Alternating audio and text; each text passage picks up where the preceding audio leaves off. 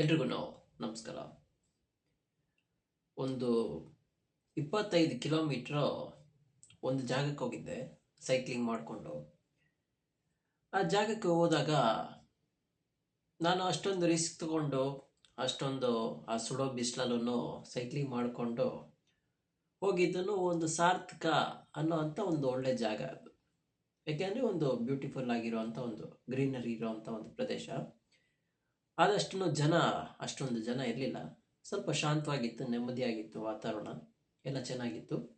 ಅಲ್ಲಿ ಏನು ಅಂದರೆ ಎಲ್ಲೋ ಒಂದು ಮೂಲೆಯಿಂದ ನದಿ ಹರ್ಕೊಂಡು ಬರ್ತಾ ಇದೆ. ನದಿ ತುಂಬ ಚೆನ್ನಾಗಿದೆ. ಅದಾದಮೇಲೆ ಅದರ ಸುತ್ತ ಬಲಭಾಗದಲ್ಲಿ ಎಡಭಾಗದಲ್ಲಿ ಎರಡು ಭಾಗದಲ್ಲೂ ದಟ್ಟವಾಗಿರುವಂಥ ಕಾಡು. ಆ ಕಾಡಲ್ಲಿ ಈ ಬ್ಯೂಟಿಫುಲ್ ಆಗಿರುವಂಥ ಮರಗಳೆಲ್ಲ ಇದೆ. ಅದು ಮರಗಳು ಬಂದು ಒಂದಕ್ಕಿಂತ ಒಂದು ತುಂಬ ದೊಡ್ಡದಾಗಿದೆ, ಹೈಟ್ ಆಗಿದೆ, ತುಂಬ ಚೆನ್ನಾಗಿದೆ. ಆ ಸೀನರಿ ತುಂಬ ಸೂಪರ್ ಆಗಿತ್ತು. ಸೊ ಅಲ್ಲಿ ಹೋದಾಗ ನಾನು ನೋಡಿದೆ, ಒಂದು ತುಂಬ ಜನ ಬಂದು ಕಪಲ್ಸು, ಅದಾದಮೇಲೆ ಒಂದು ರಿಲೇಷನ್ಶಿಪ್ಪಲ್ಲಿ ಇರೋವಂಥ ವ್ಯಕ್ತಿಗಳು ಅಲ್ಲಿಗೆ ಬರ್ತಾಯಿದ್ರು. ಯಾಕೆಂದರೆ ಅದೊಂದು ಪ್ಲೆಸೆಂಟ್ ಆಗಿರೋವಂಥ ಒಂದು ಜಾಗ, ಯಾವುದೇ ರೀತಿಯಾದಂಥ ತೊಂದರೆ ಇಲ್ಲ. ಆದ್ದರಿಂದ ಆಸ್ವಾದನೆ ಮಾಡೋದಕ್ಕೂ ಒಂದು ಒಳ್ಳೆ ಜಾಗ ಅದು. ನಾನು ಸೈಕಲ್ ಮಾಡ್ಕೊಂಡು ಹೋಗಿದ್ದೆ, ಒಬ್ಬನೇ ಹೋಗಿದ್ದೆ. ಹೋದಾಗ ಅವ್ರನ್ನೆಲ್ಲ ನೋಡ್ತಾ ಇದ್ದೆ. ತುಂಬ ಎಲ್ಲ ಖುಷಿಯಾಗಿದ್ದರು, ಚೆನ್ನಾಗಿದ್ದರು. ಅಂದರೆ ಡ್ಯಾನ್ಸ್ ಆಡ್ತಾಯಿದ್ರು ಅಂತಲ್ಲ, ದೇ ಆರ್ ಫೀಲಿಂಗ್ ಒಂದು ಒಳ್ಳೆ ಮೂಮೆಂಟ್ನ ಅವ್ರು ಫೀಲ್ ಮಾಡ್ತಾಯಿದ್ರು. ನಾನು ಅದನ್ನು ಸೆನ್ಸ್ ಮಾಡ್ತಾ ಇದ್ದೆ. ಸೊ ಆ ಟೈಮಲ್ಲಿ ಒಂದು ಯೋಚನೆ ಮಾಡಿದಂಥ ಒಂದು ವಿಚಾರ ಏನು ಅಂದರೆ, ಎಲ್ಲೋ ಒಂದು ಮೂಲೆಯಿಂದ ಇಲ್ಲಿ ಜನ ಬಂದು ಈ ಮರಗಳು, ಈ ನದಿನ ನೋಡ್ತಾ ಇದ್ದಾರೆ. ಹಾಗಿದ್ದಾಗ ಇಷ್ಟು ಚೆನ್ನಾಗಿರೋವಂಥ ಈ ಮರಗಳಿಂದ ಈ ಒಂದು ಏನಂತಾರೆ, ಆ ಒಂದು ಬ್ಯೂಟಿ, ಆ ಒಂದು ಪ್ಲೆಸೆಂಟ್ ಅನ್ನೋದು ನಮಗೆ ಫೀಲ್ ಆಗ್ತಾ ಇದೆ ಅಲ್ವಾ? ಹಾಗಿದ್ರೆ ಈ ಮರಗಳು ಹೇಗೆ, ಅವುಗಳ ಒಂದು ಉತ್ಪತ್ತಿ ಕ್ರಿಯೆ, ಅವುಗಳು ಹೇಗೆ ಸಂತೋಷವಾಗಿರುತ್ತೆ, ಅಥವಾ ಅವುಗಳಿಗೂ ನಮಗೆ ಒಂದು ಹ್ಯೂಮನ್ ಆಗಿದ್ದರೆ ಒಂದು ಕೋ ಲಿವಿಂಗ್ ಎಕ್ಸಿಸ್ಟೆನ್ಸ್ಗೋಸ್ಕರ ಇನ್ನೊಂದು ಆಪೋಸಿಟ್ ಪಾರ್ಟ್ನರ್ ನಮಗೆ ರಿಕ್ವೈರ್ಮೆಂಟ್ ಇದೆ. ಒಂದು ಬಯಾಲಜಿಕಲ್ ಆಗಿ ಹೇಳಬೇಕು ಅಂದರೆ ಫಾರ್ ಒಂದು ಮೂಮೆಂಟ್ವರೆಗೂ ಬೇಕಾಗುತ್ತೆ. ಓಕೆ, ಆ ಟಾಪಿಕ್ ಬರಲ್ಲ. ಅದೇ ರೀತಿಯಾಗಿ ಒಂದು ಮರಕ್ಕೂ ಒಂದು ಅಪೋಸಿಟ್ ಪಾರ್ಟ್ನರ್ನ ಅವಶ್ಯಕತೆ ಇದೆಯಾ? ಒಂದು ಕೋ ಎಕ್ಸಿಸ್ಟೆಂಟ್, ಅದೂ ಒಂದು ಪ್ರಕೃತಿಯಲ್ಲಿ ಅವುಗಳನ್ನು ಸುಮಾರು ವರ್ಷಗಳಿಂದ ಇದೆ, ಸಾವಿರಾರು ವರ್ಷಗಳಿಂದ ಇರುವಂಥ ಮರಗಳೆಲ್ಲ ಇದೆ. ಸೊ ಅವುಗಳೆಲ್ಲ ಹೇಗಿದೆ, ಅವುಗಳು ಹೇಗೆ ಏನಾದರೂ ಒಂದು ರೀಪ್ರೊಡಕ್ಟಿವ್ ಸಿಸ್ಟಮ್ ಹೇಗೆ ವರ್ಕ್ ಮಾಡ್ತಾ ಇದೆ, ಅವುಗಳಿಗೂ ಆಸೆಗಳಿದೆಯಾ? ಇನ್ಫ್ಯಾಕ್ಟ್ ಒಂದು ರಿಪ್ರೊಡಕ್ಷನ್, ಅವುಗಳಿಗೂ ಒಂದು ಸೆಕ್ಸಿನ ಅವಶ್ಯಕತೆ ಇದೆಯಾ? ಈ ಥರ ಎಲ್ಲ ಯೋಚನೆ ಮಾಡಿ ನೋಡ್ತಾ ಇದ್ದೆ. ಬಟ್ ಅಲ್ಲಿ ನಾನು ಯೋಚನೆ ಮಾಡೋಂಥ ವಿಚಾರ ಬಂದು ತಿರ್ಗಾ ಮನೆಗೆ ಬಂದುಬಿಟ್ಟು ಅವುಗಳ ಬಗ್ಗೆ ಸ್ವಲ್ಪ ಕ್ಯೂರಿಯಾಸಿಟಿ ಇತ್ತು, ನೋಡ್ತಾ ಇದ್ದೆ. ಸೊ ಕೆಲವು ವಿಚಾರಗಳೆಲ್ಲ ತಿಳ್ಕೊಂಡಿದ್ದೀನಿ, ಅದರಿಂದ ನಿಮಗೆ ತಿಳಿಸುವಂಥ ಒಂದು ಪ್ರಯತ್ನ. ಹೇಗೆ ಒಂದು ಮರ ಅಥವಾ ಒಂದು ಸಸಿ ತಗೊಳ್ಳೋಣ, ಚಿಕ್ಕದಾಗಿ ಒಂದು ಸಸಿ, ಅದಕ್ಕೆ ಯಾವ ರೀತಿಯಾದಂಥ ಒಂದು ಸೆಕ್ಸಿನ ಅವಶ್ಯಕತೆ ಇದೆ. Sex in the sense reproductive. ಹೇಗೆ ಅವು ಒಂದು ಮಗು, ಒಂದು ಮನುಷ್ಯ ಒಂದು ಮಗುವನ್ನು ಒಂದು ಜನ್ಮ ಕೊಡ್ತಾನಲ್ಲ, ಅದೇ ರೀತಿಯಾಗಿ ಒಂದು ಸಸಿ ಇನ್ನೊಂದು ಸಸಿಗೆ ಹೇಗೆ ಜನ್ಮ ಕೊಡುತ್ತೆ ಅನ್ನೋವಂಥ ಒಂದು ಕಾನ್ಸೆಪ್ಟ್ ಬಗ್ಗೆ ನನಗೆ ಸ್ವಲ್ಪ ಕ್ಯೂರಿಯಾಸಿಟಿ ಇತ್ತು. ಯಾಕೆಂದರೆ ಪ್ರಾಣಿಗಳಿಗೂ ಮನುಷ್ಯರಿಗೂ ತುಂಬ ವ್ಯತ್ಯಾಸ ಇಲ್ಲ. ಆದ್ದರಿಂದ ಪ್ರಾಣಿಗಳದ್ದು ಒಂದು ಸ್ವಲ್ಪ ಅರ್ಥ ಆಗುತ್ತೆ. ಬಟ್ ಈ ಸಸಿಗಳು, ಈ ಮರಗಳ ಬಗ್ಗೆ ಅರ್ಥ ಆಗೋದು ಸ್ವಲ್ಪ ತುಂಬ ಕಷ್ಟ. ಯಾಕೆಂದರೆ ನಾನು ಅದ್ರ ಬಗ್ಗೆ ಎಲ್ಲ ತುಂಬ ಯೋಚನೆ ಮಾಡಿ ನೋಡಿಲ್ಲ. ಆದ್ದರಿಂದ ನೋಡಿದೆ. ಓಕೆ, ಟಾಪಿಕ್ಗೆ ಬರ್ತೀನಿ. ಈಗ ಮರಗಳು ಹೇಗೆ ಫೀಲ್ ಮಾಡುತ್ತೆ, ಒಂದು ಸಸಿ ಹೇಗೆ ಫೀಲ್ ಮಾಡುತ್ತೆ? ಮನುಷ್ಯನಿಗೆ ಒಂದು ಕಾಮುಕ ಭಾವನೆ ಬರಬೇಕು ಅಂದರೆ ಅವನಿಗೆ ಒಂದು ಡೀಪ್ ಆಗಿರುವಂಥ ಒಂದು ಡಿಸೈರ್ ಇರಬೇಕು. ಆ ಡಿಸೈರನ್ನು ಫೀಲ್ ಮಾಡಬೇಕು ಅಂದರೆ ಅವನಿಗೆ ಒಂದು ಮೆಂಟಲ್ ಥಿಂಕ್ ಮಾಡೋವಂಥ ಒಂದು ಮೆದುಳು ಇರಬೇಕು.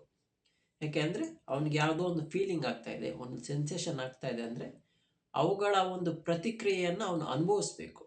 ಆಗಲೇ ಅವನು ಒಂದು ಮೂಮೆಂಟನ್ನು ಎಂಜಾಯ್ ಮಾಡೋಕ್ಕಾಗತ್ತೆ. ಅದೇ ಇಲ್ಲಿ ಮರಗಳಿಗೆ ಯಾವುದೇ ರೀತಿಯಾದಂತಹ ಒಂದು ಫೀಲಿಂಗ್ಸ್ ಇಲ್ಲ ಅಂತ ಒಂದು ಹೇಳ್ತಾರೆ. ಆದರೆ ಮರಗಳನ್ನು ರಿಸೆಪ್ಟರ್ಸ್, ಅವುಗಳು ರಿಸೀವ್ ಮಾಡುತ್ತೆ. ಕೆಲವು ವಿಚಾರಗಳನ್ನ, ಕೆಲವು ವಿಚಾರಗಳಿಗೆ ಅವುಗಳು ಸ್ಪಂದಿಸ್ತವೆ. ಹೇಗೆ ಅಂತ ಕೇಳಿದ್ರೆ, ಮರಗಳು ಬಂದು ಒಂದು ಎಲೆಕ್ಟ್ರಿಕಲ್ ಸಿಗ್ನಲಿಂಗ್ ಅನ್ನುವಂಥ ಒಂದು ಅಂಶವನ್ನು ಹೊಂದಿದೆ. ಅದಾದಮೇಲೆ ಬಯೋಕೆಮಿಕಲ್ ಆಗೂ ಅದು ರಿಯಾಕ್ಟ್ ಮಾಡುತ್ತೆ ಅಂತ ಹೇಳ್ತಾರೆ. ಓಕೆ, ಹೇಗೆ ಒಂದು ಸಸಿಗೆ ಬದುಕೋದಕ್ಕೆ, ಅವುಗಳು ಜೀವಿಸುವುದಕ್ಕೆ, ಅವುಗಳ ಒಂದು ಅಸ್ತಿತ್ವಕ್ಕೆ ಏನು ಮೂಲವಾದಂತಹ ಒಂದು ಆಹಾರ ಅಂತ ಕೇಳಿದಾಗ, ಮುಖ್ಯವಾಗಿ ನಮಗೆಲ್ರಿಗೂ ಗೊತ್ತು ಫೋಟೋಸಿಂಥೆಸಿಸ್ ಅನ್ನುವಂಥ ಒಂದು ವಿಧಾನ ಇದೆ. ಅವುಗಳ ಮೂಲಕ ಅವುಗಳಿಗೆ ಬೇಕಾಗಿರುವಂಥ ಆಹಾರವನ್ನು ಅವುಗಳು ಜನರೇಟ್ ಮಾಡ್ಕೊತವೆ. ಓಕೆ, ಆದರೆ ಇನ್ನು ಸ್ವಲ್ಪ ಡೀಪಾಗಿ ಹೋಗಿ ನೋಡೋದಾದರೆ ಹೇಗೆ ಅಂತ ಕೇಳಿದ್ರೆ, ಮುಖ್ಯವಾಗಿ ಲೈಟ್ ಅಲ್ವಾ? ಯಾವ ಥರದ light? U V light, ultraviolet rays. So ಅವು ಒಂದು ಮರದ ಒಂದು ಸಸಿ ಮೇಲೆ ಏನೋ ಬಿತ್ತು ಅಂದರೆ ಫೋಟೋ ರಿಸೆಪ್ಟರ್ಸ್ ಅಂತ ಒಂದು ಪ್ರೋಟೀನ್ ಜನರೇಟ್ ಆಗುತ್ತೆ. ಆ ಒಂದು ಪ್ರೋಟೀನ್ ಜನರೇಟರ್ ಬಂದು ಅದು ಮರಗಳಿಗೆ ಅಥವಾ ಸಸಿಗಳಿಗೆ ಅದು ಸ್ಪೆಷಲ್ ಆಗಿರೋವಂಥ ಒಂದು ಪ್ರೋಟೀನ್. ಓಕೆ, ಸೊ ಈ ಲೈಟ್ ಅಂತ ಕೇಳಿದಾಗ, ಈ ಲೈಟಿನ ಒಂದು ಮಹತ್ವ ಏನು ಅಂತ ಹೇಳಿದ್ರೆ, ಈ ಲೈಟ್ ಬಂದು ಒಂದು ಸಾಧಾರಣವಾಗಿ ಒಂದು ಲೈಟ್ ಅಂತ ಹೇಳ್ಬಿಡ್ಬೋದು. ಆದರೆ ಸ್ವಲ್ಪ ಡೀಪಾಗಿ ಹೋಗಿ ನೋಡೋದಾದರೆ, ಒಂದು ಸೂರ್ಯಕಾಂತಿ ಹೂವು ನೋಡೋಣ. ಸೂರ್ಯಕಾಂತಿ ಹೂವು ಹೇಗೆ ಅಂದರೆ, ನನಗೆ ಒಂದು ಸ್ವಲ್ಪನೇ ಗೊತ್ತಿರೋದು, ಸೂರ್ಯ ಹೀಗಿಂದ ಹೀಗೆ ಎಡಭಾಗದಿಂದ ಬಲಭಾಗಕ್ಕೆ ಅಥವಾ ಯಾವುದೋ ಒಂದು ಕಡೆಯಿಂದ ಇನ್ನೊಂದು ಕಡೆಗೆ ಒಂದು ಡೈರೆಕ್ಷನ್ ಮೂವ್ ಮಾಡಿದಾಗ ಸೂರ್ಯಕಾಂತಿ ಹೂವನ್ನು ಸ್ವಲ್ಪ ಮೂವ್ ಮಾಡುತ್ತೆ ಅಂತ ನಾನು ಕೇಳಿದ್ದೀನಿ. ಆದರೆ ನನಗೆ ನಿಜವಾಗ್ಲೂ ಅದು ನಡೆಯುತ್ತೆ ಇಲ್ವೋ ಅಂತ ಗೊತ್ತಿಲ್ಲ. ಬಟ್ ಇಲ್ಲಿ ಏನಾಗುತ್ತೆ ಅಂದರೆ, ಆ ಸೂರ್ಯಕಾಂತಿ ಹೂವು ಬಂದು ಅದು ಕಂಪ್ಲೀಟಾಗಿ ಆ ಸೂರ್ಯನ ಒಂದು ಕಿರಣಗಳನ್ನ ಅಬ್ಸರ್ವ್ ಮಾಡ್ಕೊಳ್ಳೋದಕ್ಕೋಸ್ಕರ ಅದು ಬಂದು ಕಂಪ್ಲೀಟಾಗಿ ಆ್ಯಂಗಲ್ ಚೇಂಜ್ ಆಗ್ತಾ ಇದ್ದಂಗೆ ಅದರ ಆ್ಯಂಗಲನ್ನು ಚೇಂಜ್ ಮಾಡುತ್ತೆ ಅಂತ ಇಟ್ಕೊಳ್ಳೋಣ. ಓಕೆ, ಆದರೆ ಇಲ್ಲಿ ಇನ್ನೊಂದು ನಾನು ಇನ್ನು ಹೇಳಕ್ಕೆ ಬರ್ತೀನಿ ಅಂದರೆ, ಒಂದು ಲೈಟ್, ಆ ಲೈಟ್ ಅಂತ ಹೇಳೋದಾದರೆ ಲೈಟಿನ ಒಂದು ಡೈರೆಕ್ಷನ್ ತುಂಬ ಮುಖ್ಯವಾಗಿರುತ್ತೆ. ಅದಾದಮೇಲೆ ಲೈಟಿನ ಒಂದು ಕ್ವಾಲಿಟಿ ಹೇಗೆ ಅಂದರೆ, ಏನು ಕ್ವಾಲಿಟಿ ಲೈಟಲ್ಲಿ ಅಂತ ಕೇಳ್ಬೋದು. ಕೆಲವು ಸರಿ ಮೋಡ ಮುಚ್ಕೊಳ್ಬೋದು ಅಥವಾ ಅರ್ಧಂಬರ್ಧ ಲೈಟ್ ಬೀಳ್ಬೋದು. ಯಾಕೆಂದರೆ ಕೆಲವು ಮೋಡಗಳು ಕೆಲವು ಮಾತ್ರ ಲೈಟನ್ನು ಪಾಸ್ ಮಾಡೋದಕ್ಕೆ ಬಿಡುತ್ತೆ, ಆ ಥರ. ಓಕೆ, ಅದಾದಮೇಲೆ ಖಂಡಿತವಾಗಿ ಡ್ಯೂರೇಷನ್ ಅನ್ನೋದು ಬರುತ್ತೆ. ಸೊ ಈ ಎಲ್ಲ ಒಂದು ಅಂಶಗಳಿಂದ ಕೂಡಿದಾಗ ಮರಗಳ ಅಥವಾ ಒಂದು ಸಸಿಗಳ ಕೆಲವು ವಿಚಾರಗಳು ಚೇಂಜ್ ಆಗುತ್ತೆ. ಇದು ಇನ್ನೂ ಒಂದು ಅರ್ಥದಲ್ಲಿ ಹೇಳೋದಾದರೆ, ಒಂದು ಸೀಸನಲ್ ಚೇಂಜನ್ನು ಹೇಗೆ ನಡೆಯುತ್ತೆ ಅಂತ ಕೇಳಿದ್ರೆ, ಒಂದು ಸೀಸನಲ್ ಚೇಂಜ್, ಸೀಸನ್ಗೆ ತಕ್ಕಂಗೆ ಮೋಡಗಳೂ ಚೇಂಜ್ ಆಗುತ್ತೆ, ಗಾಳಿಯ ಒಂದು ವಾತಾವರಣ ಚೇಂಜ್ ಆಗುತ್ತೆ, ಹ್ಯೂಮಿಡಿಟಿ ಚೇಂಜ್ ಆಗುತ್ತೆ ಅಲ್ವಾ? ಅದಾದ ಮೇಲೆ ಸೂರ್ಯನ ಕಿರಣನ ಚೇಂಜ್ ಆಗುತ್ತೆ. ಸೂರ್ಯನ ಕಿರಣ ಎಷ್ಟು ಪ್ರಭಾವಿತವಾಗಿರುತ್ತೋ ಅದೇ ರೀತಿಯಾಗಿ ಟೆಂಪ್ರೇಚರು, ಅದಾದಮೇಲೆ ಹ್ಯೂಮಿಡಿಟಿನೂ ಚೇಂಜ್ ಆಗುತ್ತೆ. ಇವುಗಳ ಒಂದು ಒಟ್ಟುಮೊತ್ತ ಪರಿಣಾಮವಾಗಿ ಮರಗಳ ಒಂದು ಸೀಸನ್ ಚೇಂಜ್ ಆಗುತ್ತೆ. ಮರಗಳು ಎಲೆ ಬಿಡೋದಾಗಲಿ ಅಥವಾ ಎಲೆ ಉದುರೋದಾಗಲಿ ಅಥವಾ ಹೂ ಬಿಡೋದಾಗಲಿ ಹಣ್ಣು ಬಿಡೋದಾಗಲಿ ಇದೆಲ್ಲನೂ ಸೀಸನ್ಗೆ ತಕ್ಕಂಗೆ ಚೇಂಜ್ ಆಗುತ್ತೆ. Okay, so coming to the point, ಏನು ಒಂದು ಮರಗಳ ಅಥವಾ ಒಂದು ಸಸ್ಯ ಒಂದು ರೀಪ್ರೊಡಕ್ಷನ್ ಸಿಸ್ಟಮ್ ಅನ್ನೋವಂಥದ್ದನ್ನು ನೀವು ಕೇಳೋದಾದರೆ, ನನಗೆ ಚಿಕ್ಕ ವಯಸ್ಸಲ್ಲಿ ನಾನು ಓದಿದ್ದೀನಿ. ಈ ಒಂದು ದಾಸವಾಳದ ಹೂವಿತ್ತು, ಮನೆಯಲ್ಲೇ ಒಂದು ಹೋಮ್ವರ್ಕ್ ಕೊಟ್ಟಿದ್ರು, ದಾಸವಾಳದ ಹೂವು ತೊಗೊಂಡು ಬಂದುಬಿಟ್ಟು ಅದ್ರ ಚಿತ್ರ ಬರೀರಿ, ಅದಾದಮೇಲೆ ಅವುಗಳ ಪಾರ್ಟ್ಸ್ ಎಲ್ಲ ನೀವು ಇದು ಬರೀರಿ. ಆದರೆ ಆ ದಾಸವಾಳನ್ನೇ ಪೇಪರ್ಗೆ ಬುಕ್ಗೆ ಅಂಟಿಸ್ಬಿಟ್ಟು ತೊಗೊಂಡು ಬನ್ನಿ ಅಂತೆಲ್ಲ ಹೇಳಿದರು. ಅವಾಗೆಲ್ಲ ತೊಗೊಂಡೋಗಿದ್ದೆ, ಎಲ್ಲ ಆಯಿತು. ಓಕೆ, ಇನ್ಫ್ಯಾಕ್ಟ್ ದಾಸವಾಳದ ಹೂವಿನ ಚಿತ್ರ ಬರೆಯೋದು ತುಂಬ ಈಸಿ, ಅಷ್ಟೊಂದೇನು ಕಷ್ಟ ಏನಿರಲಿಲ್ಲ ನನಗೆ. ಸೊ ಒಂದು ದಾಸವಾಳ ಹೂವಿನ ಒಂದು ಬೇಸಿಕ್ಕಾಗಿ ತಗೊಳ್ಳೋದಾದರೆ, ಅದು ಒಂದು ಎಕ್ಸಾಂಪಲ್ ತೊಗೊಂಡ್ರೆ, ದಾಸವಾಳದ ಹೂವು ಹೇಗೆ ಅದರಿಂದ ಏನೋ ಒಂದು ಜನರೇಟ್ ಆಗ್ತಾ ಇದೆ, ಅದನ್ನು ಹೇಗೆ ವಿವರಣೆ ಕೊಟ್ಟಿದ್ದಾರೆ ಅಂತ ಕೇಳೋದಾದರೆ, ಈ ದಾಸವಾಳದ ಹೂವಿನ ಒಂದು ಮಧ್ಯದಲ್ಲಿ ಏನೋ ಒಂದು ಬ್ರಾಂಚ್ ಥರ ಇರುತ್ತಲ್ಲ, ಆ ಬ್ರಾಂಚಿನ ಮಧ್ಯದಲ್ಲಿ ಏನೋ ಒಂದು ಇದಿರುತ್ತೆ. ಆಮೇಲೆ ಸೈಡಲ್ಲೆಲ್ಲ ಏನೇನೋ ಕೊಂಬೆಗಳ ಥರ ಚಿಕ್ಕದಾಗಿರುತ್ತೆ, ತುಂಬ ಸಾಫ್ಟಾಗಿರುತ್ತೆ. ನೀವಿನ್ನು ಡೀಪಾಗಿ ನೋಡಿದ್ರೆ ಅದರಲ್ಲಿ ಚಿಕ್ಕದಾಗಿರೋವಂಥ ಒಂದು ಕೂದಲಿನ ಥರ ಒಂದು ಲೇಯರ್ ಥರ ಇರುತ್ತೆ. ಅದು ತುಂಬ ಸೂಕ್ಷ್ಮವಾಗಿರುತ್ತೆ, ಬಟ್ ಅದು ತುಂಬ ಸಾಫ್ಟಾಗಿರುತ್ತೆ. ಓಕೆ, ಸೊ ಈ ದಾಸವಾಳದ ಹೂವಿನ ಒಂದು ಎಕ್ಸಾಂಪಲ್ ನಾನು ಓದಿದೆ. ಅದರಲ್ಲಿ ಹೇಗಿದೆ ಅಂತ ಕೇಳಿದ್ರೆ, ಒಂದು ಮೇಲ್ ಅದಾದಮೇಲೆ ಇನ್ನೊಂದು ಫೀಮೇಲ್ ದಾಸವಾಳ ಅಂತ ಇದೆಯಂತೆ. ಅದರಲ್ಲಿ ಈ ಫೀಮೇಲ್ ದಾಸವಾಳ ಅದಾದಮೇಲೆ ಮೇಲಿನ ದಾಸವಾಳದ ಮೇಲಿರುತ್ತಲ್ಲ ಮಧ್ಯಭಾಗ, ಈ ಮೇಲಿನ ಮಧ್ಯಭಾಗದಲ್ಲಿ ಗಂಡು ದಾಸವಾಳದ ಮಧ್ಯದಲ್ಲಿ ಒಂದು ಪಾಲೆನ್ ಅನ್ನೋದು ಒಂದು ಕ್ರಿಯೇಟ್ ಆಗುತ್ತೆ. ಈ ಪಾಲೆನ್ ಅಂತ ಹೇಳೋದಾದ್ರೆ ಅದು ಫೈನ್ ಆಗಿರುವಂಥ ಒಂದು ಟೈಪ್ ಆಫ್ ಪೌಡರು. ಸೊ ಅದು ಏನು ಅಂದರೆ, ಆ ಪಾಲೆನ್ ಬಂದು ಗಂಡು ದಾಸವಾಳದಿಂದ ಜನರೇಟ್ ಆಗಿರುವಂಥ ಒಂದು ಪಾಲೆನ್ ಬಂದು ಈ ಹೆಣ್ಣು ದಾಸವಾಳದ ಒಂದು ಪಾಲೆನ್ ಏರಿಯಾನಲ್ಲಿ ಕೂತ್ಕೊಂಡ್ರೆ ಅಲ್ಲಿಂದ ಒಂದು ಪ್ರೊಸೆಸ್ ಸ್ಟಾರ್ಟ್ ಆಗುತ್ತೆ. ಹಾಗೇನೆ ಒಂದು ಗಂಡು ಒಂದು ಹೆಣ್ಣು ಸೇರಿದಾಗ ಒಂದು ಉತ್ಪತ್ತಿ ಆಗುತ್ತಲ್ಲ, ಅದೇ ರೀತಿಯಾಗಿ ಒಂದು ಗಂಡು ಹೂವಿನ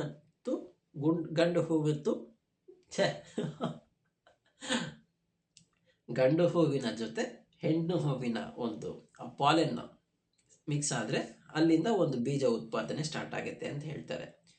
ನನಗೆ ಒಂದು ಕ್ಯೂರಿಯಾಸಿಟಿ ಬಂತು, ಹೇಗೆ ಗಂಡು ಹೂವು ಎಲ್ಲೋ ಇರುತ್ತೆ, ಹೆಣ್ಣು ಹೂವು ಎಲ್ಲೋ ಇರುತ್ತೆ, ಅವುಗಳ ಕಾಲಿಲ್ಲ ನಡ್ಕೊಂಡು ಹೋಗೋಕ್ಕೆ. ಆದ್ದರಿಂದ ಹೇಗೆ ಒಂದು ಪ್ರೋಸೆಸ್ ಹೇಗೆ ನಡೆಯುತ್ತೆ ಅದು ಅಂತ ಕೇಳಿದಾಗ ಇನ್ನೂ ಸ್ವಲ್ಪ ವಿಚಾರ ಗೊತ್ತಾಯಿತು. ಈ ಒಂದು ಜೇನು ನೊಣ ಇರ್ಬೋದು, ಅಥವಾ ಒಂದು ಬೀಟಲ್ ಆಗಿರ್ಬೋದು, ಅಥವಾ ಒಂದು ಬಟರ್ಫ್ಲೈ ಆಗಿರ್ಬೋದು, ಇವುಗಳೆಲ್ಲ ಬಂದು ಆ ಒಂದು ಗಂಡು ದಾಸವಾಳದ ಮೇಲೆ ಕುತ್ಕೊಂಡು ಸ್ವಲ್ಪ ಹೊತ್ತಿದ್ದಾದ್ಮೇಲೆ ಹೆಣ್ಣು ದಾಸವಾಳದ ಹೂವು ಮೇಲೆ ಹೋಗಿ ಕೂತ್ಕೊಳ್ಳುತ್ತೆ. ಅದು ದಾಸವಾಳದ ಹೂವು ಅಂತಾನೆ ಬೇಡ, ಯಾವುದೋ ಒಂದು ಥರ ಹೂವು ಅಂತಾನೆ ಇಟ್ಕೊಳ್ಳೋಣ. ಅದ್ರ ಮೇಲೆ ಕೂತ್ಕೊಂಡಾಗ ಅಲ್ಲಿ ಆ ಒಂದು ಪಾಲೆನ್ ಅಂತ ಇರುತ್ತಲ್ಲ, ಅದು ಹೇಗೆ ವರ್ಕ್ ಆಗುತ್ತೆ ಅಂದರೆ, ಗಂಡು ದಾಸವಾಳದ ಹೂವು ಮೇಲೆ ಕೂತ್ಕೊಂಡಾಗ ಅವುಗಳ ಕಾಲಲ್ಲಿ ಆ ದಾಸವಾಳದ ಆ ಪಾಲೆನ್ ಅಂತ ಹೇಳ್ತೀವಲ್ಲ, ಅದು ಅಲ್ಲಿ ಟಚ್ ಆಗುತ್ತೆ. ಅದು ಸ್ವಲ್ಪ ಮೈಗೆಲ್ಲ ಹೋಗಿ ಸೇರಿಕೊಳ್ಳುತ್ತೆ ಕಾಲಿನ ಅಂಶದಲ್ಲಿ. ಆ ಅಂಟ್ಕೊಂಡಿರುವಂಥ ಅಂಶ ಬಂದು ಹೆಣ್ಣು ದಾಸವಾಳದ ಹೂವಿನ ಮೇಲೆ ಬಿದ್ದಾಗ ಅದು ಅಲ್ಲಿಗೆ ಸ್ವಲ್ಪ ಸೇರುತ್ತೆ. ಆ ಸೇರಿದಾಗ ಅದು ಅದರಿಂದ ಹೀರಿಕೊಂಡು ಅಲ್ಲಿಂದ ಒಂದು ಬೀಜ ಉತ್ಪಾದನೆಯನ್ನು ಮಾಡುತ್ತೆ. ಇದು ಒಂದು ಟೈಪು. ಅದಾದ ಮೇಲೆ ಎರಡನೇದು ಬಂದು ಈ ಹಕ್ಕಿಗಳಿಂದನೂ ನಡೆಯುತ್ತೆ. ಹಕ್ಕಿಗಳು ಅಂದರೆ ಪಕ್ಷಿಗಳಿಂದ ಹೇಗೆ ನಡೆಯುತ್ತೆ? ಪಕ್ಷಿಗಳೆಲ್ಲ ದೊಡ್ಡದಾಗಿದೆ, ಆದರೆ ಈ ಹೂವುಗಳೆಲ್ಲ ಚಿಕ್ಕದಾಗಿರುತ್ತೆ. ಹೇಗೆ ಇದು ನಡೆಯುತ್ತೆ ಅಂತ ನಾನು ಯೋಚನೆ ಮಾಡಿ ನೋಡಿದಾಗ, ಪಕ್ಷಿನಲ್ಲೂ ಅನೇಕ ರೀತಿಯಾದಂಥ ಪಕ್ಷಿಗಳಿದೆ ಅಲ್ವಾ. ಸೊ ಅದರಲ್ಲಿ ಬಂದ್ಬಿಟ್ಟು ಈ ಹಮ್ಮಿಂಗ್ ಬರ್ಡ್ ಅನ್ನೋವಂಥ ಒಂದು ಪಕ್ಷಿ ಇದೆ. ಅದು ಎಷ್ಟಿರುತ್ತೆ ಅದನ್ನು ಇದೇ ರೀತಿಯಾಗಿ ಒಂದು ಪಾಲಿನ್ನ ಒಂದು ಕಡೆಯಿಂದ ಇನ್ನೊಂದು ಕಡೆಗೆ ಸಾಗಿಸುವಂತಹ ಹೆಲ್ಪನ್ನು ಮಾಡುತ್ತೆ. ಸೊ ಈ ಸಾಗಿಸುವಂಥ ಒಂದು ಏನದು ಆ ತಿಂಗನಲ್ಲ, ಆ ಒಂದು ಪ್ರಾಣಿನೂ ಅಲ್ವೇ, ಅದು ಸಾಗಿಸುವಂಥ ಒಂದು ಜೀವಿಗೆ ಬಂದು ಪಾಲಿನೇಟರ್ ಅಂತ ಇಂಗ್ಲೀಷಲ್ಲಿ ಹೇಳ್ತಾರೆ. ಓಕೆ, ಸೊ ನಾ ಇನ್ನೊಂದು ಅಂಶ ಹೇಳೋದನ್ನು ಮರೆತೆ, ಈ ಒಂದು ಗಂಡು ದಾಸವಾಳದ ಮೇಲೆ ಹೇಗೆ ಒಂದು ಏನಂತಾರೆ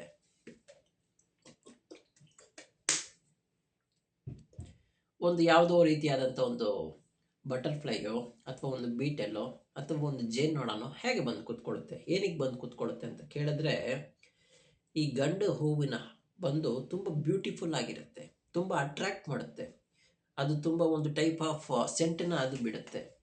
ಆಗ ಅದರ ಒಂದು ಅಟ್ರಾಕ್ಷನ್ಗೆ, ಅದರ ಒಂದು ಸೆಂಟ್ಗೆ ಇವುಗಳು ಅಟ್ರಾಕ್ಟ್ ಆಗಿ ಅದರ ಮೇಲೆ ಹೋಗಿ ಕೂತ್ಕೊಂಡು ಏನಪ್ಪ ಇದೆ ಏನಿದೆ ಅಂತೆಲ್ಲ ಹುಡುಕ್ತಾ ಅದರ ಒಂದು ಪಾಲಿನೇಟರ್, ಆ ಒಂದು ಪಾಲೆನ್ಸ್ ಇದೆಯಲ್ಲ ಅವುಗಳ ಮೇಲೆಲ್ಲ ಕಾಲಿಟ್ಟು ಅವುಗಳನ್ನ ಮೈಗೆ ಮೆತ್ಕೊಂಡು ಇನ್ನೊಂದು ಹೆಣ್ಣು ದಾಸವಾಳದ ಮೇಲೆ ಹೋಗಿ ಕೂತ್ಕೊಂಡು ಅದ್ರ ಮೇಲೂ ಹೋಗಿ ಅಲ್ಲೇನಿದೆ ಅಲ್ಲೇನು ತೊಗೊಳ್ಳೋಣ ಅಂತ ಹುಡುಕ್ಬೇಕಾದ್ರೆ ಅವುಗಳು ಮೆತ್ಕೊಂಡಿರೋವಂಥ ಅಂಶ ಬಂದು ಅವುಗಳಿಗೆ ಹೋಗಿ ಸೇರುತ್ತೆ. ಈ ಥರ. ಓಕೆ, ಸೊ ಅದಾದ ಮೇಲೆ ಇನ್ನೊಂದು ವಿಚಾರ ಏನು ಅಂದರೆ, ಈ ಟ್ರೀಸ್ ಅಥವಾ ಒಂದು ಸಸಿ ಇವುಗಳು ಬಂದು ಒಂದು ಬಯೋಕೆಮಿಕಲ್ ಆಗಿ ವರ್ಕ್ ಮಾಡುತ್ತೆ ಅಂತ ಹೇಳಿದೆ ಅಲ್ವಾ ನಾನು. ಸೊ ಬಯೋಕೆಮಿಕಲ್ ಅಂತ ಕೇಳಿದ್ರೆ ಹೇಗೆ ಅಂತ ಕೇಳಿದ್ರೆ, ಈ ಕೆಮಿಕಲ್ ವಾರ್ನಿಂಗ್ ಸಿಸ್ಟಮ್ ಅನ್ನೋಂಥ ಒಂದು ಸಿಸ್ಟಮ್ ಇದೆಯಂತೆ.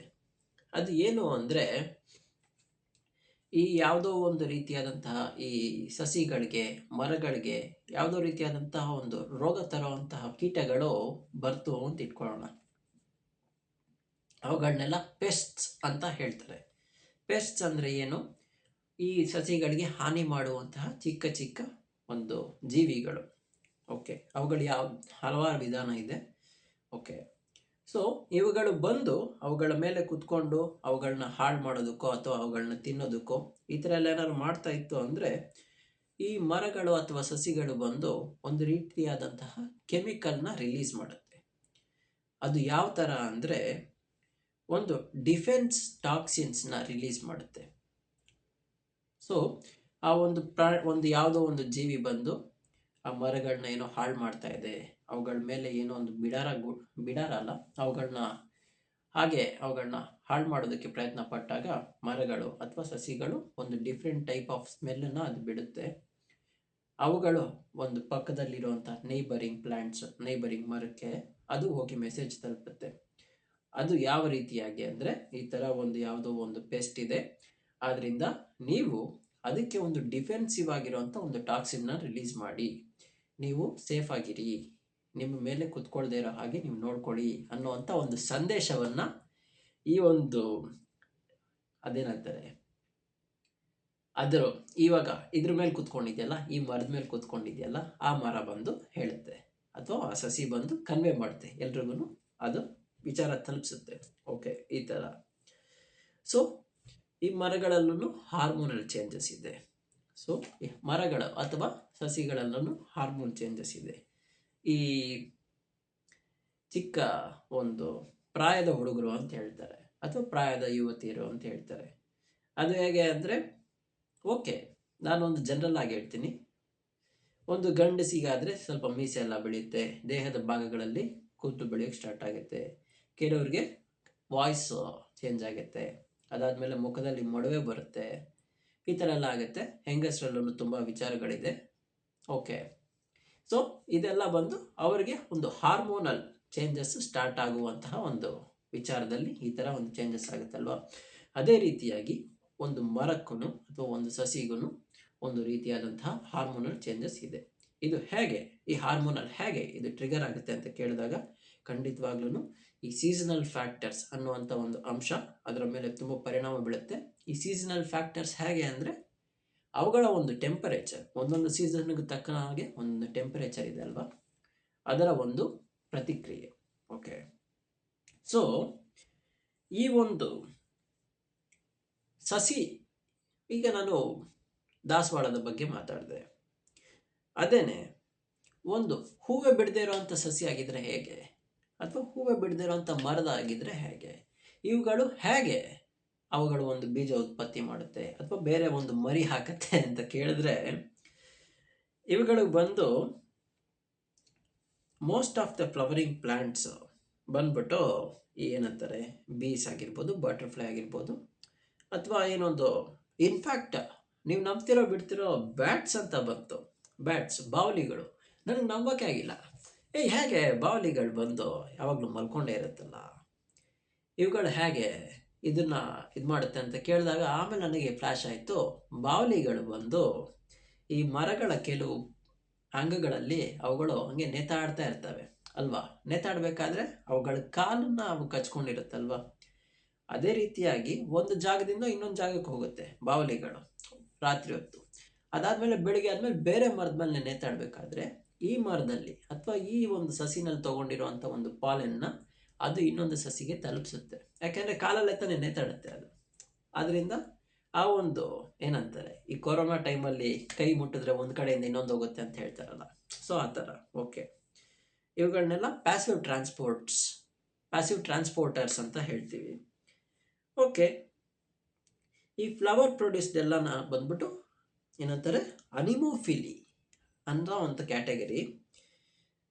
ಓಕೆ, ಅನಿಮೋಫಿಲಿ ಅನ್ನೋವಂಥ ಒಂದು ಕ್ಯಾಟಗರಿ ಇದೆ. ಇವುಗಳು ಹೇಗೆ ಅಂದರೆ, ಇವುಗಳೆಲ್ಲ ಬಂದು ಹೂವು ಬಿಡದೇ ಇರೋವಂಥ ಒಂದು ಮರ. ಇವುಗಳು ಹೇಗೆ ಅಂದರೆ, ಇವು ಯಾವುದೇ ರೀತಿಯಾದಂಥ ಒಂದು ಅಟ್ರ್ಯಾಕ್ಟ್ ಮಾಡಲ್ಲ, ಯಾವುದೋ ಇನ್ಫ್ಯಾಕ್ಟ್ ಒಂದು ಬಾವಲಿ ಅಂತಲ್ಲ, ಒಂದು ಬೀಟಲ್ನೋ ಅಥವಾ ಒಂದು ಹಮ್ಮಿಂಗ್ ಬರ್ಡ್ನೋ ಏನೂ ಅಟ್ರ್ಯಾಕ್ಟ್ ಮಾಡಲ್ಲ, ಯಾಕೆಂದರೆ ಅವುಗಳು ಹೂವನ್ನು ಪ್ರೊಡ್ಯೂಸ್ ಮಾಡಲ್ಲ. ಆದ್ದರಿಂದ ಅವುಗಳ ಒಂದು ಬೀಜ ಉತ್ಪಾದನೆ, ಅವುಗಳ ಒಂದು ಬೇರೆ ಇನ್ನೊಂದು ಕಡೆ ಹೇಗೆ ಮರಿ ಹಾಕುತ್ತೆ ಅಂತ ಕೇಳಿದ್ರೆ, ಅವುಗಳು ಸ್ವಯಂ ಒಂದು ಏನಂತಾರೆ, ನೀವು ಇದೆಲ್ಲ ನೋಡಿದ್ದೀರಾ, ಬೇಸಿಗೆಗಾಲ ಬಂದರೆ ಹಿಂಗೆ ಹಿಂಗೆ ತಿರ್ಕೊಂಡು ಬರುತ್ತಲ್ಲ, ಅದಾದಮೇಲೆ ಉಫ್ ಅಂದರೆ ಅದು ಗಾಳಿಲೇ ಹಂಗೆ ಏನೋ ಒಂದು ಈ ಏನಂತಾರೆ, ಈ ಕಾಟನ್ ಥರ ಇರುತ್ತೆ ಅದು. ಅದು ಒಂದು ಜಾಗದಿಂದ ಇನ್ನೊಂದು ಕಡೆ ಎಲ್ಲ ಹೋಗ್ತಾ ಇರುತ್ತೆ, ಮಧ್ಯದಲ್ಲಿ ಒಂದು ಚಿಕ್ಕದಾಗಿ ಬೀಜ ಇರುತ್ತೆ. ಸೊ ಆ ಥರ ಅದು ಉಫ್ ಅಂದರೆ ಸಾಕು, ಅದು ಇಲ್ಲಿಂದ ಎಲ್ಲೋ ದೂರ ಹೋಗುತ್ತಲ್ಲ. ಸೊ ಅಂಥ ಒಂದು ಮರಗಳನ್ನೆಲ್ಲ ಅಂಥ ಒಂದು ವಿಚಾರವನ್ನು ಜನರೇಟ್ ಮಾಡೋದನ್ನೆಲ್ಲ ಬಂದ್ಬಿಟ್ಟು ಈ ಅನಿಮೋಫಿಲಿ ಅನ್ನುವಂಥ ಒಂದು ಕ್ಯಾಟಗರಿ. ಸೊ ಇವುಗಳು ಹೇಗೆ ಅಂದರೆ, ಆ ಬೀಜ ಒಂದು ಕಡೆಯಿಂದ ಇನ್ನೊಂದು ಜಾಗಕ್ಕೆ ಹೋಗಿ ಬಿದ್ದಾಗ ಅಲ್ಲಿಂದ ಒಂದು ಮರ ಬೆಳೆಯುತ್ತೆ ಈ ಥರ. ಸೊ ಓಕೆ, ನಾನು ದಾಸವಾಳದ ಬಗ್ಗೆ ಮಾತಾಡಬೇಕಾದ್ರೆ ಇನ್ನೊಂದು ವಿಚಾರ ಹೇಳೋದು ಮರ್ತೋದೆ. ಈ ಒಂದು ಪಾಲೆನ್ನು ಬಂದು ಈ ಹೆಣ್ಣಿನ ದಾಸವಾಳದ ಮೇಲೆ ಬಿತ್ತು ಅಂತ ಇಟ್ಕೊಳ್ಳೋಣ.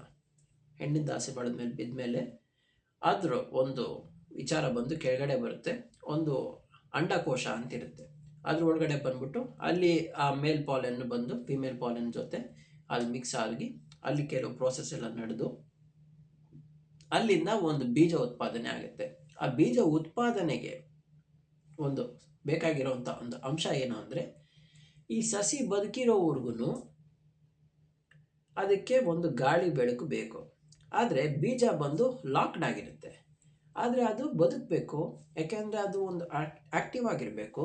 ಅದು ಬೇರೆ ಕಡೆ ಹಾಕಿದ್ರೆ ಅದು ಒಂದು ಗಿಡ ಬೆಳಿಬೇಕು.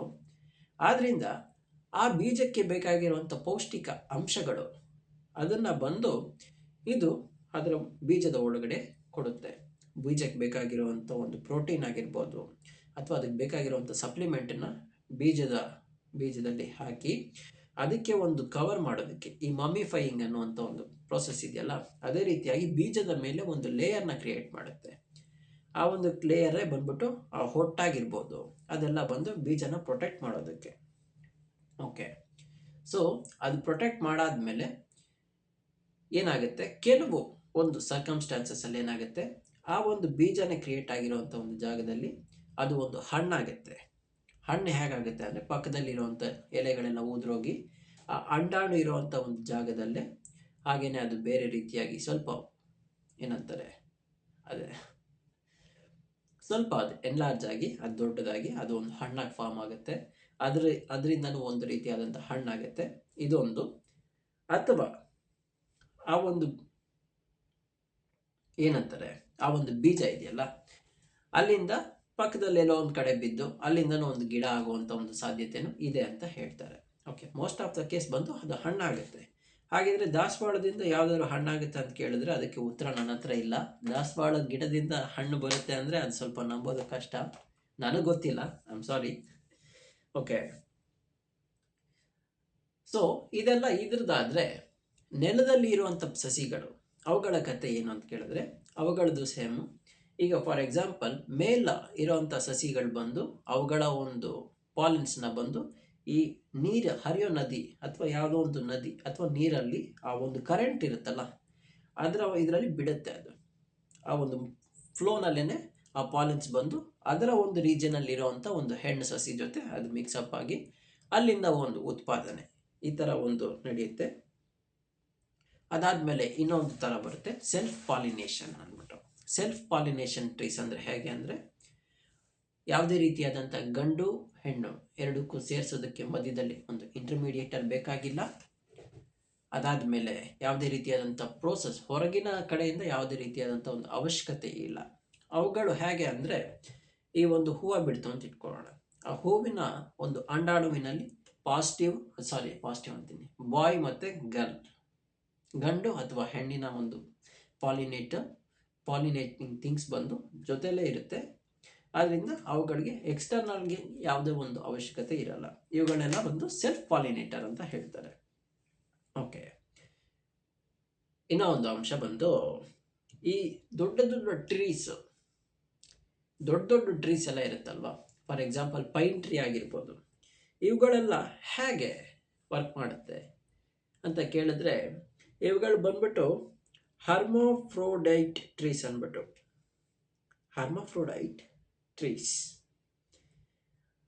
ಹರ್ಮಾಫ್ರೋಡೈಟ್ ಟ್ರೀಸ್ ಅಂದ್ಬಿಟ್ರೆ ಹೇಗೆ ಅಂದರೆ, ನಾನು ಹೇಳಿದ್ನಲ್ಲ, ಈ ಆ್ಯಪಲ್ಲು ಅಥವಾ ಚೆರ್ರಿ ಇವುಗಳಿಗೆಲ್ಲ ಹೊರಗಡೆ ಇರುವಂಥ ಯಾವುದೋ ಒಂದು ಇದು ಬೇಕಾಗಿಲ್ಲ, ಏನು ಪಾಲಿನೇಟರ್ಸ್ ಬೇಕಾಗಿಲ್ಲ. ಯಾಕೆ ಅಂದರೆ ಬಾಯ್ ಆ್ಯಂಡ್ ಗರ್ಲ್ ಪಾಲಿನೇಟರ್ ಬಂದು ಇದ್ರ ಜೊತೆಯಲ್ಲೇ ಇರುತ್ತೆ. ಆದ್ದರಿಂದ ಹೂವಿಂದ ಹಾಗೇನೆ ಅದು ಹಣ್ಣಾಗಿ ಫಾರ್ಮ್ ಆಗುತ್ತೆ. ಓಕೆ, ಫಾರ್ ಎಕ್ಸಾಂಪಲ್ ಇವಾಗ ಪೈನ್ ಟ್ರೀ ಬಗ್ಗೆ ನಾನು ಮಾತಾಡ್ದೆ ಅಲ್ವಾ. ಪೈನ್ ಟ್ರೀ ಬಂದು ಸ್ವಲ್ಪ ಡಿಫ್ರೆಂಟ್ ಆಗಿದೆ. ಪೈನ್ ಟ್ರೀ ಹೇಗೆ ಅಂದರೆ ಪೈನ್ ಟ್ರೀ ಶೇಪ್ ಬಂದು ಹೀಗಿರುತ್ತೆ, ಉದ್ದವಾಗಿರುತ್ತೆ ಅಲ್ವಾ. ಸೊ ಈ ಪೈನ್ ಟ್ರೀನಲ್ಲಿ ಏನು ಅಂದರೆ ಈ ಕೆಳಗಡೆ ಇರುವಂಥ ಒಂದು ಅಂಶ, ಈ ಕೆಳಗಡೆ ಇರುವಂಥ ಒಂದು ಭಾಗ ಇದೆಯಲ್ಲ, ಆ ಭಾಗದ ಒಂದು ಸುತ್ತಲಿನಲ್ಲಿ ಕೋನ್ಸ್ ಅಂತ ಕರಿತೀವಿ. ಆ ಭಾಗದ ಒಂದು ಅಂಶದಲ್ಲಿ ಬಂದ್ಬಿಟ್ಟು ಕೆಳಗಡೆ ಇರುವಂಥ ಅಂಶ ಇಟ್ಕೊಳ್ಳೋಣ. ಯಾಕೆಂದರೆ ತುಂಬ ಎಕ್ಸ್ಟ್ರೀಮ್ ಕೋನ್ ಇದೆಯಲ್ಲ, ಅದ್ರ ಕೆಳಗಡೆ ಮಧ್ಯಭಾಗ ಅದು ಬಂದ್ಬಿಟ್ಟು ಮೇಲ್ ಪಾಲಿನೇಟರ್ ಜನರೇಟ್ ಮಾಡುವಂಥ ಒಂದು ಭಾಗವಾಗಿದೆ. ಇನ್ನು ಮೇಲೆ ಎಕ್ಸ್ಟ್ರೀಮ್ ಮೇಲೆ ಸ್ವಲ್ಪ ಅಪ್ಪರ್ ಸೈಡ್ ಬಂದ್ಬಿಟ್ಟು ಫಿಮೇಲ್ ಪಾಲಿನೇಟರ್ ಜನರೇಟ್ ಆಗುವಂಥ ಒಂದು ಅಂಶ. ಸೊ ಪಾಲಿನ್ಸ್. ಸೊ ಇದು ಹೇಗೆ ಅಂತ ಕೇಳಿದ್ರೆ, ಗಾಳಿ ಬೀಸಿದಾಗ ಕೆಳಗಡೆ ಇರುವಂಥ ಒಂದು ಅಂಶ ಬಂದು ಮೇಲೆ ರೀಚ್ ಆಗೋ ಹಾಗೆ ಒಂದು ಮೆಕ್ಯಾನಿಸಮ್. ಸೊ ಆಗೇನಾಗುತ್ತೆ ಅಂದರೆ ಕೆಳಗಡೆ ಇರುವಂತಹ ಒಂದು ಮೇಲ್ ಪಾಲಿನೇಟ್ಸ್ ಬಂದು ಮೇಲಿರುವಂಥ ಫಿಮೇಲ್ ಪಾಲಿನೇಟ್ಸ್ ಜೊತೆಗೆ ಮಿಕ್ಸಪ್ ಆಗುತ್ತೆ. ಈ ಪಾಲಿನ್ ಅಂದರೆ ಹೇಗೆ ಅಂದರೆ ಅದು ತುಂಬ ಫೈನ್ ಆಗಿರುತ್ತೆ, ತುಂಬ ಸ್ಮೂತ್ ಆಗಿರುತ್ತೆ, ತುಂಬ ಲೈಟ್ ಆಗಿರುತ್ತೆ. ಆದ್ದರಿಂದ ಅದು ಗಾಳಿಯಲ್ಲಿ ಆರಾಮಾಗಿ ಅದು ಒಂದು ಕಡೆಯಿಂದ ಇನ್ನೊಂದು ಕಡೆಗೆ ಹೋಗ್ಬೋದು. ಆ ಥರ ಮನುಷ್ಯರ ಕಣ್ಣಿಗೆ ಸ್ವಲ್ಪ ನೋಡೋದು ಸ್ವಲ್ಪ ಕಷ್ಟನೇ ಅದು. ಓಕೆ, ಈ ಥರ. ಅದಾದಮೇಲೆ ಈ ಮರಗಳಲ್ಲೂ ಬಂದು ಮೇಲ್ ಟ್ರೀ, ಫೀಮೇಲ್ ಟ್ರೀ ಅಂತ ಸ್ಪೆಸಿಫಿಕ್ ಆಗಿನೂ ಕೆಲವು ಇದ್ದಾವೆ. ಅದಕ್ಕೂ ನಾನೊಂದು ಎಕ್ಸಾಂಪಲ್ ಕೊಡ್ತೀನಿ. ಈಗ ಒಂದು ವಿಲ್ಲೋ ಟ್ರೀ ಅಂತ ಇಟ್ಕೊಳ್ಳೋಣ. ವಿಲ್ಲೋ ಟ್ರೀ ಅಥವಾ ಗಿನ್ಕೋ ಟ್ರೀ ಅಂತ. ಸೊ ಈ ವಿಲ್ಲೋ ಟ್ರೀಸ್ ಬಂದ್ಬಿಟ್ಟು ಅದರಲ್ಲೂ ಮೇಲ್ ಟ್ರೀ, ಫೀಮೇಲ್ ಟ್ರೀ ಅಂತ ಒಂದು ಇದಿದೆ. ಈಗ ಒಂದು ಗಿನ್ಕೋ ಟ್ರೀ ಅಂತ ಕೇಳಿದ್ರೆ, ಗಿನ್ಕೋ ಟ್ರೀ ಬಂದ್ಬಿಟ್ಟು ಒಂದು ರೀತಿಯಾದಂಥ ಒಂದು ಹಣ್ಣನ್ನು ಬಿಡುತ್ತೆ. ಸೊ ಆ ಹಣ್ಣನ್ನು ಅದು ಜನರೇಟ್ ಮಾಡಬೇಕು ಅಂತ ಹೇಳಿದ್ರೆ, ಆ ಫೀಮೇಲ್ ಗಿನ್ಕೋ ಟ್ರೀ ಪಕ್ಕದಲ್ಲಿ ಒಂದು ಮೇಲ್ ಟ್ರೀ ಇಲ್ಲ ಅಂದರೆ ಇದರಲ್ಲಿ ಯಾವುದೇ ರೀತಿಯಾದಂಥ ಹಣ್ಣೇ ಬಿಡಲ್ಲ. ಇದು ಹಾಗೇ ಇರುತ್ತೆ ಮರ ಅದು. ಸೊ ಆ ಒಂದು ಹಣ್ಣು ಬಿಡಬೇಕು ಅಂದರೆ ಪಕ್ಕದಲ್ಲಿ ಒಂದು ಮೇಲ್ ಟ್ರೀ ಇರಬೇಕು, ಆಗಲೇ ಈ ಹಣ್ಣು ಗಿನ್ಕೋ ಟ್ರೀನಲ್ಲಿ ಹಣ್ಣು ಬಿಡುತ್ತೆ. ಓಕೆ, ಸೊ ಈ ವಿಲ್ಲೋ ಟ್ರೀಸಲ್ಲೂ ಹಾಗೇನೆ ಮೇಲ್ ಟ್ರೀ, ಫೀಮೇಲ್ ಟ್ರೀ ಅಂತಿದೆ. ವಿಲ್ಲೋ ಟ್ರೀ ಅಂತಂದರೆ ನನಗೆ ಜ್ಞಾಪಕ ಬರುತ್ತೆ ಈ ಕ್ರಿಕೆಟ್ ಬ್ಯಾಟ್ಸು, ಇಂಗ್ಲೀಷ್ ವಿಲ್ಲೋ ಅಂತ ಹೇಳ್ತಾರೆ. ಒನ್ ಆಫ್ ದ ಫೈನೆಸ್ಟ್ ಆಗಿರುವಂಥ ಒಂದು ಬ್ಯಾಟ್ ಅದು ಒಂದು ಒಳ್ಳೆ ಸೂಪರ್ ಆಗಿರುತ್ತೆ. ಅದು ಇಂಗ್ಲೀಷ್ ವಿಲ್ಲೋ ಬ್ಯಾಟ್ಸ್ ಎಲ್ಲ ತುಂಬ ಲೈಟ್ ಆಗಿರುತ್ತೆ. ಸೊ ಈ English willow bat okay, English willow ಇವುಗಳು ಏನಕ್ಕೆ ಅದು ತುಂಬ ಫೇಮಸ್ ಅಂತ ಕೇಳಿದ್ರೆ, ಈ ಕ್ರಿಕೆಟ್ ಬ್ಯಾಟಲ್ಲಿ ಏನೋ ಒಂದು ಕಾನ್ಸೆಪ್ಟ್ ಇದೆ ಅಂದರೆ, ಆ ಬಾಲ್ ಟಚ್ ಆದಾಗ ಅದು ರಿಬೌನ್ಸ್ ಮಾಡಬೇಕು. ಆ ಬಾಲಿಂದ ಬರುವಂಥ ಫೋರ್ಸ್ಗೂ ಇದರಲ್ಲಿ ಇರುವಂಥ ಫೋರ್ಸ್ಗೂ ಅದು ರಿಬೌನ್ಸ್ ಮಾಡಬೇಕು. ಅಷ್ಟೇ. ಆ ರಿಬೌನ್ಸಿಂಗ್ ಕೆಪಾಸಿಟಿ, ರಿಬೌನ್ಸಿಂಗ್ ಒಂದು ಮೆಕ್ಯಾನಿಸಮ್ ಇದೆಯಲ್ಲ, ಇದು ತುಂಬ ಚೆನ್ನಾಗಿ ವರ್ಕ್ ಮಾಡುತ್ತೆ ಇಂಗ್ಲೀಷ್ ವಿಲ್ಲೋನಲ್ಲಿ, ವಿಲ್ಲೋ ಟೈಪ್ ಆಫ್ ಟ್ರೀಸ್ನಲ್ಲಿ. ಸೊ ಇದು ಬಂದು ಇಂಗ್ಲೀಷ್ ವಿಲ್ಲೋ ಬಂದು ತುಂಬ ಒಂದು ಗೋಲ್ಡ್ ಸ್ಟ್ಯಾಂಡರ್ಡು. ಅದೇ ರೀತಿಯಾಗಿ ನಮ್ಮ ಕಾಶ್ಮೀರ್ ವಿಲ್ಲೋನೂ ಇದೆ. ಸೊ ಕಾಶ್ಮೀರ್ ಅಂದರೆ ಈ ಪಾಕಿಸ್ತಾನ, ಅದಾದಮೇಲೆ ಈ ಹಿಮಾಲಯನ್ ರೀಜಿಯನ್ಸಲ್ಲಿ ಬರುತ್ತೆ ಈ ಕಾಶ್ಮೀರ್ ವಿಲ್ಲೋಸ್ ಅಂದ್ಬಿಟ್ಟು. ಅದರಲ್ಲೂ ಒಳ್ಳೆ ಚೆನ್ನಾಗಿದೆ. ಸೊ ಓಕೆ, ಟಾಪಿಕ್ ಎಲ್ಲಿಂದ ಎಲ್ಲಿಗೂ ಡೈವರ್ಟ್ ಆಯಿತು ಅನಿಸುತ್ತೆ. ಸೊ ಈ ಥರ ಇವುಗಳನ್ನೆಲ್ಲ ಹ್ಯಾನ್ ಅಂತ ಕರೀತಾರೆ ಅಂದರೆ ಡಯೋಈಶಿಯಸ್ ಅಂದ್ಬಿಟ್ಟು. ಡಯೋಈಶಿಯಸ್ ಅಂದರೆ ಆ ಒಂದು ಪರ್ಟಿಕ್ಯುಲರ್ ಟ್ರೀ ಬಂದು ಐದರ್ ಮೇಲ್ ಅಥವಾ ಫೀಮೇಲ್ನ ರೆಪ್ರೆಸೆಂಟ್ ಮಾಡುತ್ತೆ, ಅಷ್ಟೇ. ಸೊ ಈ ಮೇಲ್ ಫೀಮೇಲ್ ಟ್ರೀನ ಹೇಗೆ ಅವರು ವಿಂಗಡಣೆ ಮಾಡ್ತಾರೆ, ಹೇಗೆ ಅದನ್ನು ಕಂಡುಹಿಡಿಬೋದು ಅಂತ ಕೇಳಿದ್ರೆ, ಅಫ್ಕೋರ್ಸ್ ಅದು ಬಂದು ಆ ಲೀಫಿನ ಒಂದು ಶೇಪ್ ಆಗಿರ್ಬೋದು, ಅದಾದ ಮೇಲೆ ಒಂದು ಪ್ಲ್ಯಾಂಟಿನ ಒಂದು ಟೈಪು. ಸೊ ಪ್ಲ್ಯಾಂಟಿನ ಒಂದು ಏನಂತಾರೆ, ಒಂದು ಆಕಾರದಲ್ಲೂ ಸ್ವಲ್ಪ ಚೇಂಜಸ್ ಬರುತ್ತೆ ಈ ಥರ. ಓಕೆ, ನನಗೆ ತಿಳಿದಿರೋ ಅಷ್ಟು ಮಟ್ಟಿಗೆ ನಾನು ಇವತ್ತು ನಿಮ್ಮ ಹತ್ರ ಈ ವಿಚಾರಗಳನ್ನ ಕರೆಕ್ಟಾಗಿ ಹಂಚ್ಕೊಂಡಿದ್ದೀನಿ ಅನ್ನೋಂಥ ನಂಬಿಕೆ ಇದೆ. ಓಕೆ, ಈ 25 ಕಿಲೋಮೀಟ್ರ್ ಸೈಕ್ಲಿಂಗ್ ಮಾಡ್ಕೊಂಡು ಹೋದ್ಮೇಲೆ ಗೊತ್ತಾಯಿತು ಇನ್ಯಾವತ್ತೂ ಸೈಕ್ಲಿಂಗ್ ಮಾಡೋ ರಿಸ್ಕ್ ತೊಗೊಬಾರ್ದು ಅಂತ. ಇಲ್ಲಿ ನೋಡಿದ್ದೀರಾ ವಾಚ್ ಕಟ್ಟಿರೋಂಥ ಜಾಗ ಬಿಟ್ಟು ಇನ್ನು ಮಿಕ್ಕಿದೆಲ್ಲ ಫುಲ್ಲು ಸುಟ್ಟೋಗ್ಬಿಟ್ಟಿದೆ, ಸನ್ ಬರ್ನ್ ಆಗೋಗಿದೆ, ಮುಟ್ಟಿದ್ರೇ ಬಗ ಅಂತ ಉರಿಯುತ್ತಂಗೇನೆ. ಸೊ ಕೈ, ಈ ಕತ್ತು, ಮುಖ, ಕಿವಿ ಇದೆಲ್ಲ ಲೈಟಾಗಿ ಇನ್ನೂ ಸ್ವಲ್ಪ ಹಾಗೆ ಇದೆ. But cycling is A good experience. ನಾನು ತುಂಬ ದಿನ ಆದಮೇಲೆ ಇದನ್ನು ಎಕ್ಸ್ಪೀರಿಯನ್ಸ್ ಮಾಡಿದೆ. ಆಲ್ಮೋಸ್ಟ್ ಒಂದು 55 ಕಿಲೋಮೀಟರ್ ಸೈಕ್ಲಿಂಗ್ ಮಾಡಿದೆ, ಅಪ್ ಆ್ಯಂಡ್ ಡೌನ್ ಸೇರಿಸಿ. ತುಂಬ ಚೆನ್ನಾಗಿತ್ತು, ತುಂಬ ವಿಚಾರಗಳನ್ನ ತಿಳ್ಕೊಂಡೆ. ಓಕೆ, ಲೈಫಲ್ಲಿ ಕೆಲವು ವಿಚಾರಗಳು ನಮಗೆ ಕೆಲವು ವಿಷಯಗಳ ಮೂಲಕ ತಲುಪುತ್ತೆ. ಸೊ ನಾನು ಒಂದು ಟ್ರಾವೆಲ್, ಇದೊಂದು ಅಡ್ವೆಂಚರ್ ಮೂಲಕ ಕೆಲವು ವಿಷಯಗಳನ್ನ ತಿಳ್ಕೊಂಡೆ ಅನ್ನೋವಂಥ ಒಂದು ನಂಬಿಕೆ ಅಷ್ಟೇ. Okay, thank you. ಎಲ್ರಿಗೂ ಒಳ್ಳೆಯದಾಗಲಿ. ಐ ಹೋಪ್ ನಿಮ್ಗೆ ಈ ವಿಷಯ, ಈ ಒಂದು ಟಾಪಿಕ್ ಇಷ್ಟ ಆಗಿದೆ. ಇದರಿಂದ ನಿಮ್ಗೆ ಕೆಲವು ವಿಚಾರಗಳು ತಿಳಿದಿದೆ ಅನ್ನೋವಂಥ ನಂಬಿಕೆ ಇದೆ. ನಮಸ್ಕಾರ, ಥ್ಯಾಂಕ್ ಯು.